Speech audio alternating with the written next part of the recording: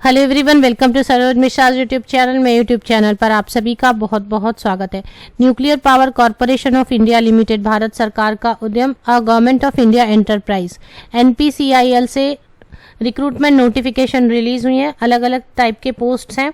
कुछ पोस्ट ऐसे भी हैं जिनमें आप ग्रेजुएट हैं, अगर किसी भी सब्जेक्ट से स्नातक डिग्री आपने की है, ग्रेजुएशन की है किसी भी सब्जेक्ट से, तो आप एलिजिबल हैं, एप्लीकेशन डाल सकते हैं। इंडिया के किसी भी पार्ट से आप बिलोंग करते हो, अगर इंटरेस्टेड एंड एलिजिबल होते हैं, एज क्राइटेरिया वगैरह मीट करते हैं, तो एप्लीकेशन डाली जा सकती है, क्योंकि ये सेंट्रल गवर्नमेंट ऑफ इंडिया की एक यूनिट है।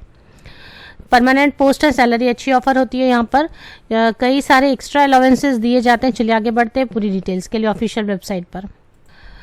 वैकेंसीज इस तरीके से हैं यहाँ पर। साइंटिफिक असिस्टेंट C, जिसमें टोटल 2 और 1 3 पोस्ट हैं।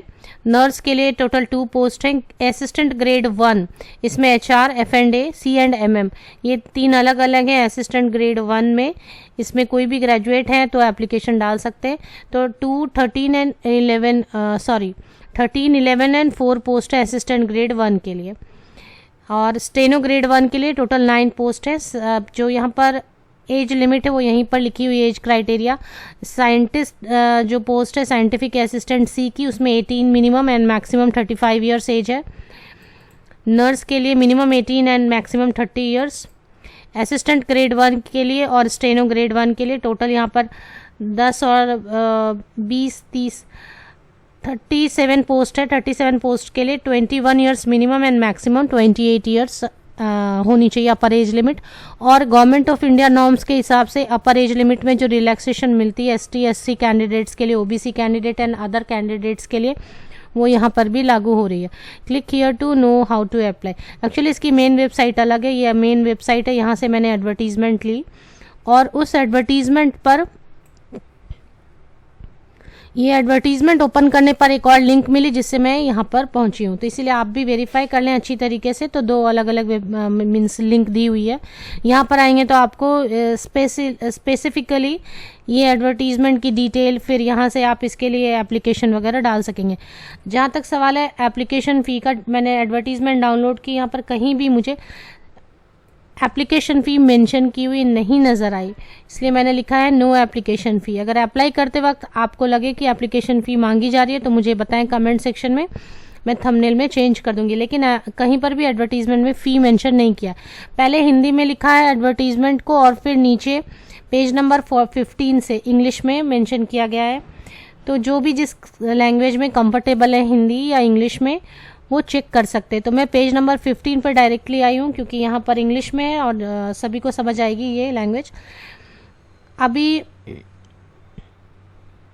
ऑनलाइन एप्लीकेशन शुरू हो गई है 10 फरवरी से और एप्लीकेशन ओवर हो जाती है ऑनलाइन 2 मार्च 2022 को। तो आज ही ऑनलाइन एप्लीकेशन शुरू हुई है, आज ही एडवर्टीजमेंट डिटेल्ड आई है। शॉर्ट एडवर्टीजमेंट काफ़ी पहले आ चुकी थी। तो इसकी जो लोकेशन है फ़िलहाल ये काइगा साइट, तो काइगा साइट कर्नाटका में है। तो अब अगर जॉब लोकेशन की आप बात करते हैं तो काइगा साइट में ही मोस्टली जॉब लोकेशन फ़िलहाल रहेगी। पर जो गवर्नमेंट ऑफ इंडिया इंटरप्राइजेज होते हैं वो कहीं पर भी ट्रांसफरेबल होते हैं, तो बाद में उनको कहीं पर भी जहां उनके साइट्स होंगे वहां ट्रांसफ़र हो सकती है। बट फिलहाल जब भी ज्वाइनिंग के टाइम में काइगा साइट में ही रिक्वायरमेंट है, तो यहीं पर अभी ऐसा मेंशन किया है इसमें एडवर्टीजमेंट में कहीं पर। अब एज लिमिट वगैरह आपने देख ली। सैलरी अच्छी ऑफर हो रही है। Assistant grade 1 and steno grade 1 के लिए 25,500 की सिर्फ बेसिक पे है। इतने ज़्यादा अलाउंसेस दिए जाते हैं क्योंकि ये न्यूक्लियर पावर की यूनिट है, तो काम यहाँ पर काफ़ी मीन्स वर्क एनवायरनमेंट जो चैलेंजिंग होती है इसके लिए काफ़ी ज़्यादा अलाउंसेस दिए जाते हैं। तो सेंट्रल गवर्नमेंट की जो जॉब्स होती है उनमें अलाउंसेस तो होते ही हैं, बट न्यूक्लियर पावर की जो जॉब होती है उसमें काफ़ी ज़्यादा अलाउंसेस वगैरह दिए जाते हैं। और इसीलिए जो सैलरी मैंने 40,000 लिखा है, बट अगर अलाउंसेस वगैरह ऐड करेंगे तो आपको 50,000 रुपये पर मंथ मिनिमम सैलरी हो जाएगी। और साइंटिफिक असिस्टेंट के लिए 65,000 या 70,000 रुपीज़ होंगे पर मंथ सैलरी। अब बात कर लेते हैं हम कि किस पोस्ट के लिए क्या रिक्वायरमेंट है। तो साइंटिफिक असिस्टेंट C के लिए ये आप देख लें, जिनके पास डिप्लोमा है इंजीनियरिंग मैकेनिकल या इलेक्ट्रिकल में, या BSc किया हुआ है फिजिक्स केमिस्ट्री PCM कॉम्बिनेशन से, या फिर डिप्लोमा इंजीनियरिंग बीएससी और 4 साल की एक्सपीरियंस है अगर, तो यहाँ पर आप ये चेक कर लें, क्योंकि साइंटिफिक नर्स की जो है, खास नर्स के लिए जो है नर्स की डिग्री जिनके पास है वो चेक कर लें प्लीज़। और assistant grade 1 HR, assistant grade 1 F&A, assistant grade 1 C&MM, इन सभी के लिए बैचलर डिग्री, किसी भी any bachelor degree with 50% marks, 50% marks या उसके ऊपर आपके पास मार्क्स है, किसी भी विषय से स्नातक है तो असिस्टेंट ग्रेड 1, और ऐसे ही स्टेनो ग्रेड 1 के लिए एप्लीकेशन डाल सकते हैं। एक्स्ट्रा में क्या चाहिए मैं बताती हूँ। जैसे मैं अपनी बात बताती हूँ कि मेरे बैचलर डिग्री में जब मैं ग्रेजुएशन करी थी तो एक पेपर कंप्यूटर होता था। तो ऐसे अगर आप कैंडिडेट हैं जिन्होंने ऑलरेडी कंप्यूटर की पढ़ाई की है तो उनको कोई भी एक्स्ट्रा सर्टिफिकेट की रिक्वायरमेंट नहीं है। अगर आपने कहीं भी पढ़ाई नहीं की है, स्कूल में या कॉलेज में कंप्यूटर एक पेपर नहीं पढ़ा है, तो फिर एक सर्टिफिकेट कोर्स से 6 महीने की जो normal MS window operating system and desktop वगैरह के लिए रिक्वायर्ड होती है, 6 मंथ्स की एक सर्टिफिकेट चाहिए। बट अगर स्कूल में या कॉलेज में कहीं पर भी एक पेपर आपने पढ़ा है कंप्यूटर, तो बिल्कुल बैचलर डिग्री एप्लीकेशन डाल सकते हैं। टाइपिंग स्पीड बिल्कुल चाहिए होगी, तो 30 वर्ड्स पर मिनट इन इंग्लिश में टाइपिंग स्पीड चाहिए कंप्यूटर पे, PC पे। इसी तरीके से स्टेनो ग्रेड 1 के लिए भी बैचलर डिग्री 50% मार्क्स के साथ है। तो इसमें स्किल, क्योंकि स्टेनोग्राफी की है तो स्टेनोग्राफी स्किल चाहिए, वो आप चेक कर लें। कंप्यूटर के लिए सेम, अगर स्कूल या कॉलेज में आपने कहीं पर पढ़ा है एक पेपर कंप्यूटर तो कोई एक्स्ट्रा सर्टिफिकेट नहीं चाहिए। बिल्कुल कहीं भी कंप्यूटर नहीं पढ़ा है तो फिर आपको एक 6 महीने के सर्टिफिकेट कोर्स आपको दिखाना होगा। एज लिमिट मैंने आपको बता दी, एज लिमिट में रिलैक्सेशन भी दी गई है। फ़ी मुझे कहीं भी नज़र नहीं आई। एप्लीकेशन करते वक्त अगर मांगी जाती है तो आप बताएं। सिलेक्शन प्रोसीजर कैसे होने वाली है। जो साइंटिफिक असिस्टेंट है उसके लिए रिटन एग्जामिनेशन एंड इंटरव्यू होगी।